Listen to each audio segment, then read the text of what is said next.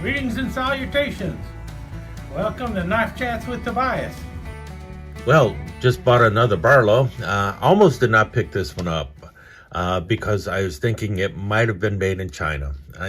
There's a chance that it was made in China, but I'm feeling better about it being made in the USA right now. Now, the reason I say that is because one night I'm on eBay and I thought, I wonder if Case has made a coal miner Barlow. They've made a coal miner trapper in the past. I was just wondering if they made a coal miner Barlow. And so I typed in Case coal miner Barlow, and this knife popped up. I think the Case part was that it has this cat sheath on it. This is not, does not really go with the knife. However, that's how it was shipped.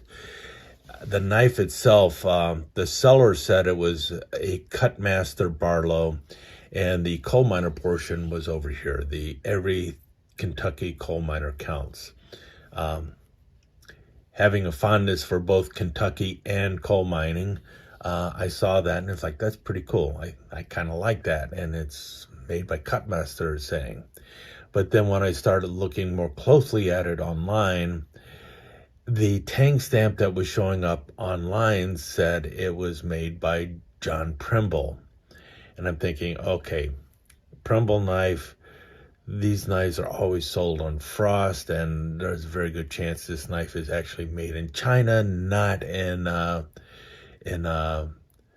Utica, New York, where Kutmaster knives were made. And still made today.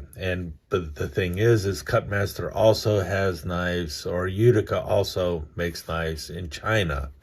In any case, get the knife, open it up, and it's very clearly marked Kutmaster, Utica, New York, USA. And now I'm thinking, was this knife actually made in the United States? And I'm thinking, yeah, probably was, and it was made by Utica Cutlery Company, or Kutmaster. Kutmaster is a trademark of Utica. In any case, it's a pretty cool knife. It's well made. You got the brass liners there. You can see the stainless steel centerpiece there, and you can see that it is pack of wood. It's layers of black pack of wood, and then you have the brown pack of wood on top. This is actual wood, or pack of wood, which is laminated wood.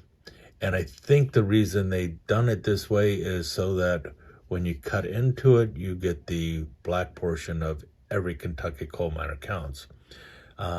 Nice heavy brass pins there. Looks like a steel bolster. Excuse me. Sorry about that. Fighting with allergies and had to go clear my throat and everything. Any case, we got a steel bolster on this Barlow. That's what it looks like to me. Definitely not nickel silver. Barlow on both sides. Would have been cool if it had said coal miner to go along with the etching into the wood here, but Barlow is what they usually will have on it. It's got a little bit of a rounded bolster, so this is closer to what you get with the Rough Rider Barlows. It's very close to a Rough Rider Barlow, matter of fact, in size and dimensions and everything. So this is your standard size, your 3 3/8 inch Barlow. Yeah, 3 3/8 inches with the pin blade and the clip blade. The pin blade is up front. And so the people who complain about the nail nicks on the older Rough Rider Barlows are not going to like this one either, simply because that nail nick is right behind the pin blade, and some people can't get to it. You see, I do not have a long nail there, but I get it, no problem. Comes out just fine. I definitely need to oil this one. Might be a little older. Got a definite lazy half stop up there. So doesn't snap there or anything, but good enough. Yeah, the action could be better, but like I said, it's dirty. Need to clean it. I don't know how old these are or anything like that either. I don't know. Maybe they just came out. Nice mirror polish on the blades, though. Gotta wipe it down. fit and finish isn't bad. I mean, you can see they're not down the middle necessarily, but they're also not rubbing or hitting or anything.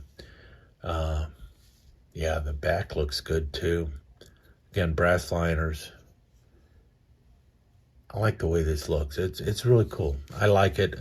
One reason I like it though is the whole Kentucky coal miner thing here on the side here. All in all, a decent enough knife, and I was happy to see that it is actually Cutmaster, Utica, New York, USA. Now, like I mentioned, the eBay listing has a different tank stamp on there. So, does he have some of them that are stamped Primble and some of them stamped Cutmaster? I don't really know. What I do know is for $34, it was I'm happy I gambled on it, and as far as I'm concerned, I kind of won with this one. This is a really sweet knife for $34, especially considering it is made in the United States. They're still out there, a couple of them at least at the time I just recorded this. Nice mirror polish on those blades, man. I'm really happy with this one.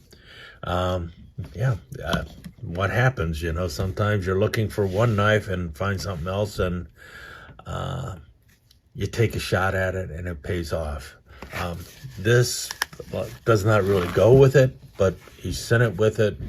A little cap, you know, one of those nylon belt loop sheath thingies going on for it. At least if nothing else, it would protect it, but for a Barlow this size, this is just you throw it in your pocket and carry it. Nice though, steel bolsters and everything. In any case, there you have it.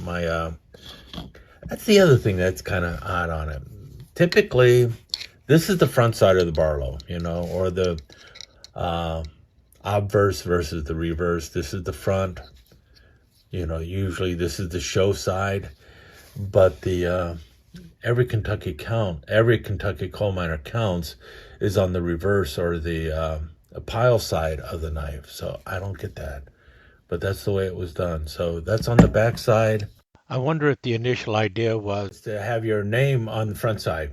That would be kind of cool. You know, have this on the back side and this on the front side. Well, it'd be pretty cool if you're a coal miner. If you're just a collector like me, then it doesn't make that big of a deal.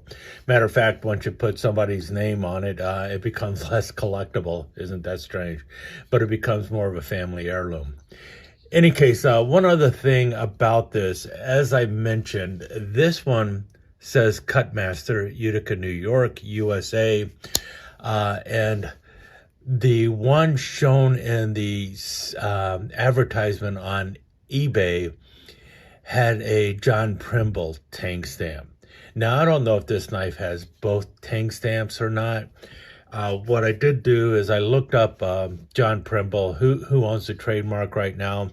I was under the impression at first that it was Frost. That's not the case.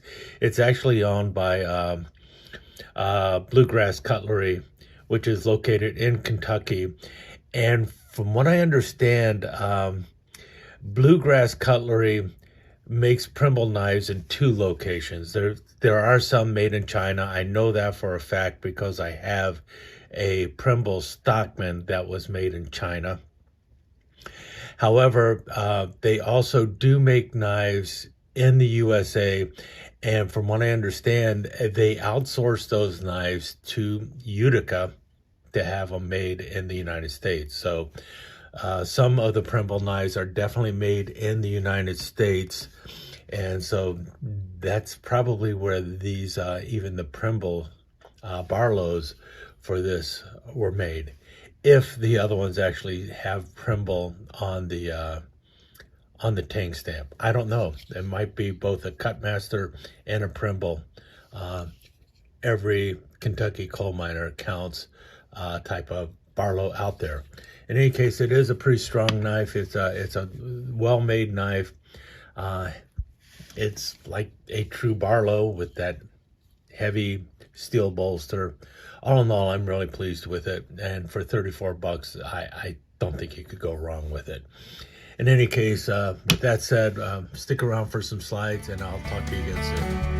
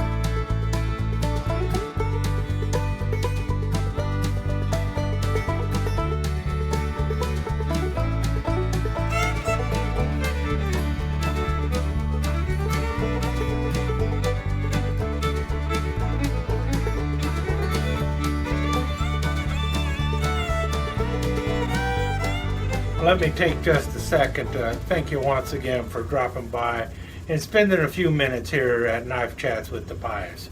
I really do appreciate it, and I do appreciate any comments that you leave.